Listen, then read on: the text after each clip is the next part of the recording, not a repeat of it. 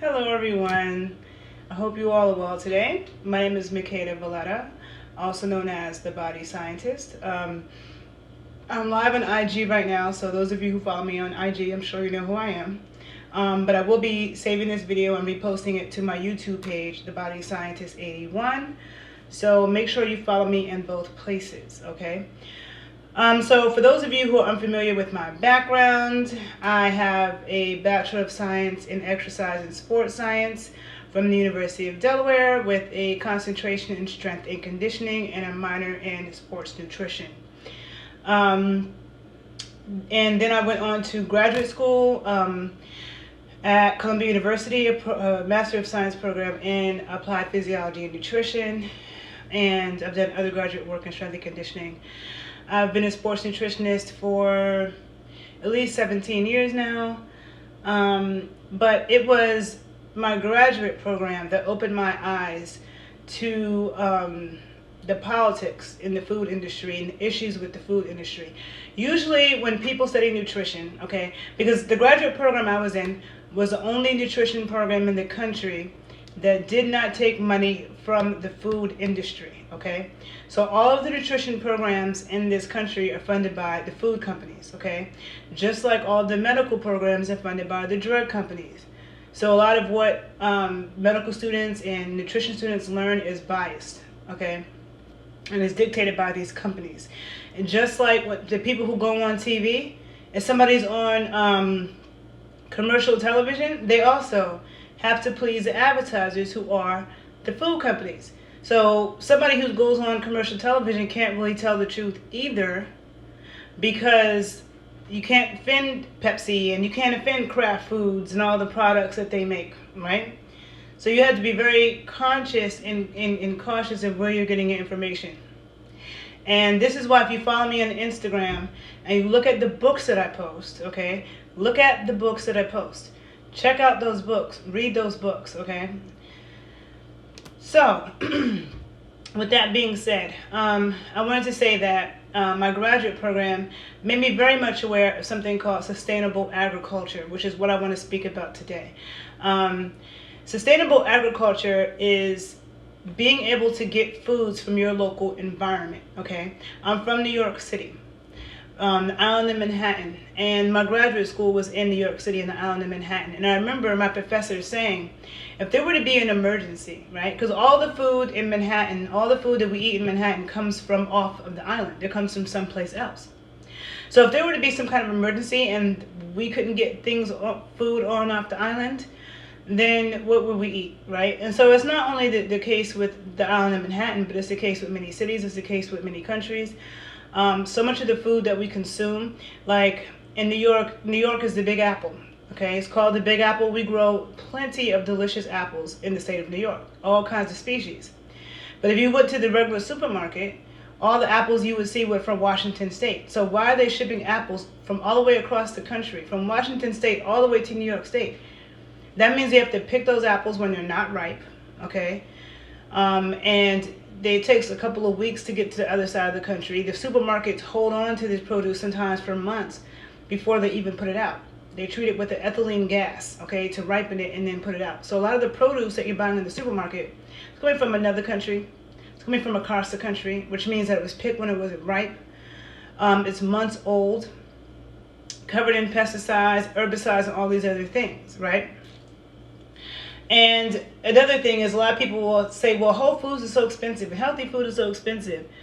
The reason why a lot of that stuff is expensive is because real food goes bad. Real food goes bad. I remember when I first got an apple from the farmer's market in New York, and I ate it, I bit into it a week later, and a worm jumped out of it, okay? I had seen that in cartoons, never in real life.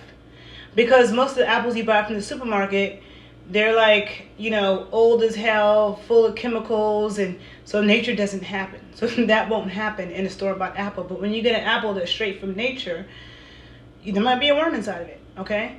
So the thing is that, like, a lot of people aren't even used to real food anymore, because the food that we buy in the supermarkets, a lot of that is full of preservatives, all kinds of chemicals and stabilizers. And then they add artificial colors and artificial scents and artificial flavors to make you think that this rotten food is not rotten, okay? They're selling you something rotten, and they put fake color, fake smells, and fake taste in it to make you think this is not rotten food, and it is old rotten food, okay?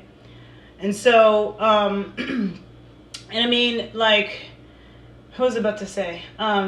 So because real food goes bad, and also the farmers who grow all the GMOs and the chemical laden food, the farmers who do that, they get subsidies from the government, okay? The government subsidizes them. So this is another reason why you can get 99-cent burgers from McDonald's. Is low quality meat.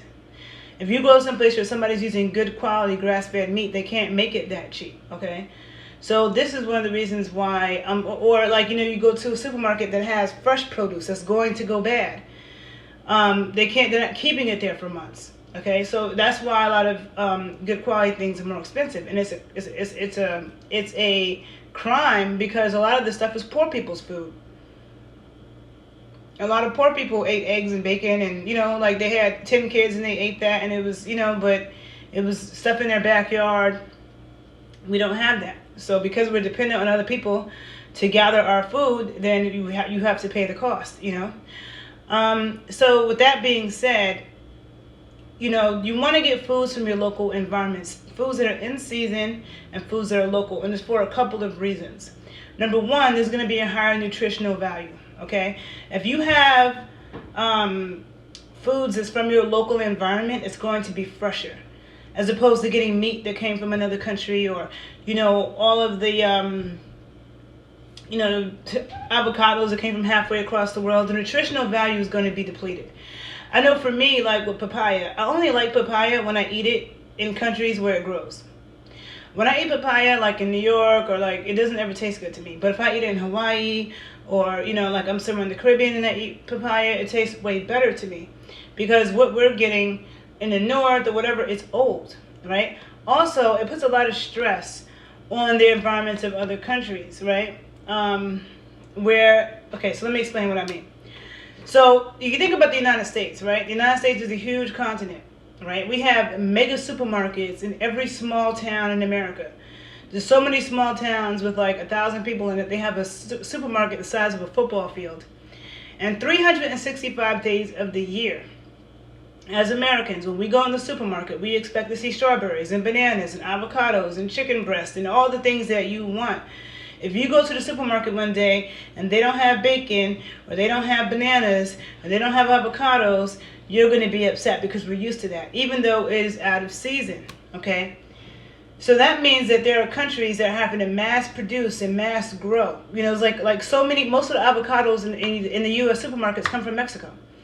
So there's no way that all of that's organic, that all that is fresh. There's a lot of chemicals that are used to mass produce. It's grown in soil that is depleted. And when you are consuming food from when something is grown in depleted soil, the nutritional value is not the same. So grown in depleted soil, nutritional value is not the same. GMO, nutritional value is not the same. Sprayed up with pesticides and herbicides, nutritional value isn't the same. When it's being shipped from another country or across the country, the nutritional value isn't the same. So for all those reasons, the food is less nutritious, okay? But then it also puts, it depletes the soil in these countries because, people are monocropping. They're growing the same species of a certain plant for miles. It makes species of other plants go extinct. It's messing with biodiversity. A lot of times when we go to the supermarket, we just see 3 different species of apples when there's really like 50 different species of apples. And maybe 10 of them have gone extinct because of monocropping, right? So biodiversity, all of this, right? So it also supports local farmers. A lot of people don't want to farm because it's not an easy job. So you have a lot of family farms and the younger people don't want to do it. And the ones, who grow the bad food get subsidies from the government and they don't even want to do it a lot of times. So imagine the ones who are growing real food who the government's not subsidizing them. Okay, so it's important to support local farmers as well. It's good for our health and our nutrition and the environment, and it's also good to support those local farmers as well, because we don't want to be at the complete mercy of the food industry. You don't want the farmers who are growing good nutritious foods to stop, and then now we are stuck eating all the poison from the food industry, and there's no choice, there's no option, or you're gonna have to learn how to grow your own stuff and raise your own, you know what I'm saying? Like, but that was one thing that was definitely stressed in my graduate program, was the importance of sustainable agriculture, not just organic, because you can get something that's so-called organic, which what organic means depends on who certified it, okay? There are a lot of different certifying agencies, and they have different standards of what they consider organic, okay? So even beyond looking for the term organic, because now Dole has organic, and every commercial company has some organic stuff because it's trendy. But what is their definition of organic? But when you get something from a local farm, you know, and you're getting stuff from farmers who they're the ones that grew this. This was picked off of the tree a couple days ago. You know where this cheese came from. Like, people, you know, who follow me know that I talk a lot about raw milk. I've been consuming raw milk for no less than 16 years. About 16 years. And I've consumed raw milk in many different states in the country, in Florida, in Georgia, in DC, in Ohio, in Illinois, in California, in New York, and Pennsylvania. I've had it in Costa Rica. You know, so wherever I go, I've always been seeking raw milk and raw dairy. And when you get that, you know, you're getting it from the farm, the farmers, you know. So you know where your food is coming from. And knowing where your food is coming from is super important. And that's one of the good things about Whole Foods. There are a lot of people who try to, you know, diss Whole Foods, it's too expensive, yada, yada, yada. But the thing is that a lot of Whole Foods will tell you, you know, where this beef came from, where this fish came from exactly, what farm this came from. You know, is this grass-fed beef, or is it grass and grain? Or is it, you know, like, so being able to really tell you. And then a lot of the produce I've noticed in Whole Foods in the country, they'll make an effort to get things from local sources, more so than a regular supermarket, okay? So local foods is always like what you want to seek, okay? So, and because, and I remember my professors using Cuba as an example, right? Because since Cuba was cut off from the United States, Cuba had the cleanest water on this hemisphere because they weren't forced to use the pesticides and herbicides like all the other Caribbean nations were using, because the U.S. would give money to countries and enforce them to use the chemicals, the pesticides, herbicides, force them to use GMOs, force them to monocrop, force them to do what the commercial food industry forces them to do. And because Cuba was cut off from the U.S., they didn't have that. They weren't forced to do that. So in Cuba, a lot of people were growing produce in between buildings or on the street, wherever, instead of these big monocropped farms. Monocrop means it's a big farm with just one species of a plant growing for miles. I see that in California. California is a monocropping nightmare, okay? So that's a product of the commercial food industry. Cuba wasn't doing that. You know, and because of that, the produce was a lot more local, you know, a lot more nutrient dense. And when I was in Cuba, I remember the soil was very red. You know, I had never seen soil like that before. Very red and very rich, okay? So getting local foods and dealing with sustainable agriculture, because if you're ever cut off from, you know, like a certain nation or a certain, like, how are we going to get our own food? You don't want to be reliant on all your food coming from another country or halfway across the country. You were just talking about the Cuban urban farms with your friends the other day. That's what's up. So Olu Designs, please let me know what your experience has been with those Cuban urban farms. Because I know I've spent a lot of time in Costa Rica, and one thing people don't know, Costa Rica has a lot of GMOs, okay? And they'll tell you, you can't find pineapple in Costa Rica that's not GMO. All of it is GMO, okay? So it's a bad situation, and a lot of people think that people in the Caribbean have better food. That has not been my experience. When I was in Jamaica, I've been to Jamaica, Haiti, Puerto Rico, and Cuba. Those are the places I've been in the Caribbean. And a lot of the food that I saw in Jamaica came from off the island. If you went to the regular supermarket, I saw the same thing in Haiti. You know, so much imports of crap, so much soda that had been imported there. When I was in Jamaica and when I didn't even see coconut water that much. I saw people drinking soda, okay, everywhere that was imported from someplace else. I went to the supermarket in Jamaica, in Kingston or whatever, and I remember most of that produce came from off the island, came from somewhere else. So a lot of people are eating foods that's from another country, from across the country, it's out of season, okay? So because we want nutrient-dense foods that actually have nutrition, when you're eating, see, and that's the other thing. That's the other thing. You know, like drinking Fiji water, right? Now, all over America, whatever drugstore you go to, whatever supermarket you go to, you're going to find Fiji water. So you're meaning to tell me that all of this water, that's a lot of damn water to be taken from one country, from Fiji. So that means if that water really is from Fiji, that means that they went in and seized that supply. They told the people who live there, you don't have access to it, it's ours, we own it. And then you're shipping water all the way across the damn world. Water, you know how much pollution that puts into the air? That's another thing about sustainable agriculture. When you're shipping, you know, coconut water from Thailand, okay? So much of the coconut water that we drink in the US comes from Thailand, okay? So you're shipping coconut water all the way from Thailand all the way over here. You know, like, that puts so much pollution into the air, just transporting all that. So that's why I get annoyed when the vegan community, you know, wants to harp on the animal foods all the time and what they do to the chickens, the pigs, and the cows.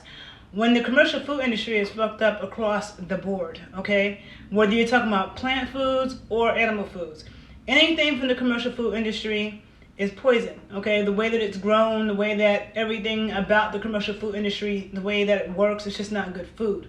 This is the reason why I've always made a point to get my food from farmers markets as much as possible, or local sources, going to Whole Foods, you know, like that's the supermarket you can usually find in most places. But there are some cities that have great farmers markets. New York City has excellent farmers markets. I've never gone to any in California, but I'm sure they do. Because I know with New York, the farmers markets, they don't just sell fruits and vegetables. They sell cheeses, they sell meats, they sell eggs. Same thing in Atlanta. When I lived in Atlanta, there were good farmers markets. I would get my raw milk from the farmers market, cheeses, meats, you know, and produce. Okay, and those farmers that would be at the farmers market, they are the ones that grew that food or raised that food. Okay, so it's sustainable agriculture is super important for all those reasons. Okay, shipping things, you know, all of the produce coming from California to the East Coast, that's a lot of pollution of trucks driving that stuff across. So it's bad for the environment. It's bad for your health because it's depleted. You know what I'm saying? So I think I made my point. So basically, that's what I'm talking about in this video, the importance of sustainable agriculture.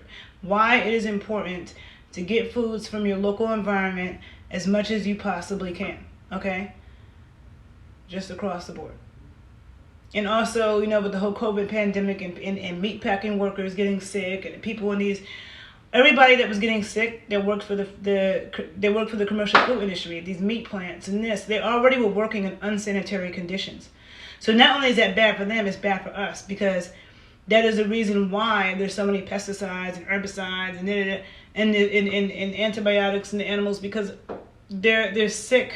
It's inhumane conditions. So it's not good for us to eat food that comes from those conditions. And this is the reason why you want to get foods from local sources, from farmers markets, local farmers, okay? So if you learned something from this video, please like it and share it. Like I said, I'll be posting it on my YouTube page, The Body Scientist 81. And if you're somebody who does get food from your local farmers markets and you've already been aware of that, please share what city you're from, what farmers markets do you like to go to, what kind of things do you get from the farmers markets. I think that sharing is caring. So definitely add your 2 cents on the video, okay? And I'll see you guys when I see you. Have a great day. Bye.